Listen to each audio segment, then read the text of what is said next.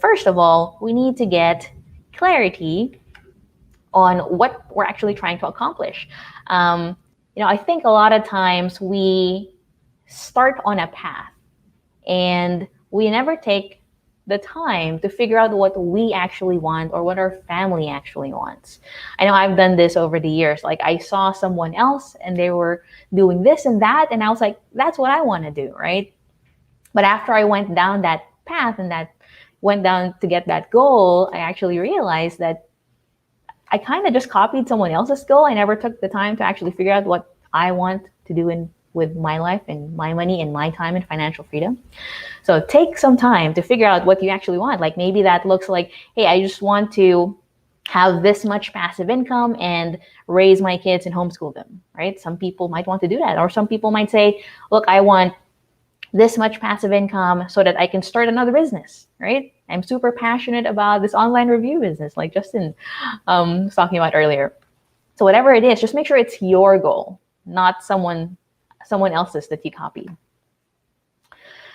And with the money plan, we need a clear picture of what we make and spend, and we're gonna fund our runway. That's usually more in line with business, right? If we're starting a business, if you're a new agent or you're maybe starting an agent team or you're starting to flip houses, you want some funds to keep as your runway so you can start that business without worrying about how you're going to pay the bills.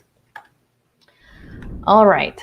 So here's a sample money plan. Some people call this a budget, right? But it's really just what you're making each and every month, what your passive income is, how much you're spending each month, and what that looks like over the year. And again, like I can get you a copy of this particular sheet, but the gist mainly is you just want to know what your money's doing and how long you could potentially go without income so that you can focus on what you really want to do, whether it's start a business or spend time with your family. Now, as far as your business plan goes, we have a house flipping business. So that's the sample we're going to use, right? So you want to figure out what profit you want to make, which usually comes from what your average deal size is. What do you make per deal? And then how many deals are you going to need to get to that gross profit goal per year? Then you also need to know what resources it takes to get there, right? So you know what profit you need, but you need to figure out how much you're going to need to pay your people to get there, like team members you hire, and then the systems you need to use. So you might need a CRM or you might need a review service. So whatever those costs are, you need to take those into account.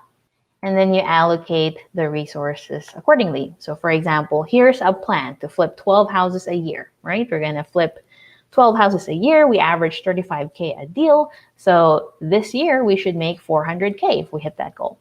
Next, we're going to figure out how much we're going to allocate to each particular thing. So we want to make a profit, right? So 25% of that can go towards profit, some towards taxes, to growth, giving, and operations. And operations is what your expenses actually are. And then this is a sample operations budget, right? So you have your people costs and your systems costs. And again, like don't worry too much about the numbers. The goal is just whatever business you're going to start, you're going to have some budget, right? So figure out whatever it's going to look like for that business you have. And from that, this is that at the bottom, we have this runway fund. So if this is a new venture, if you're an agent and you're like, hey, I'm going to start flipping houses, then you want to fund those operations costs for at least the first 6 months. And what that does is it allows you to learn the business, right? Like learn how to flip houses, learn how to manage those team members, learn how to get the best deals out there instead of spending your time and energy and stress worrying about, oh, how am I going to make payroll next week, right? Because the deal didn't close on time.